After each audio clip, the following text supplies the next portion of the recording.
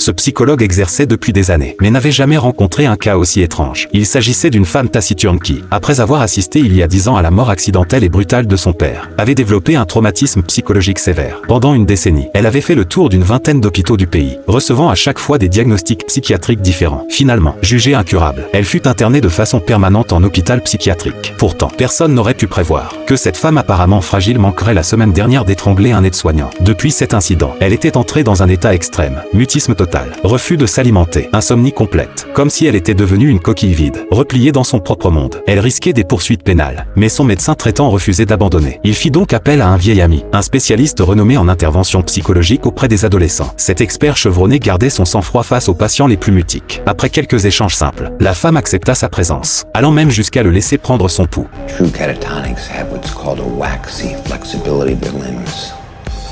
That means they stay exactly where they're posed.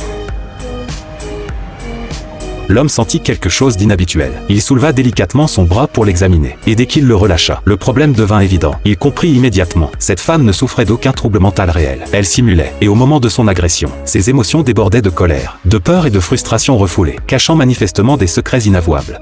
You want what they want. Don't you? Malheureusement, malgré tous ses efforts, elle persistait dans son mutisme absolu. L'homme décida de suspendre temporairement son intervention, reportant sa prochaine tentative.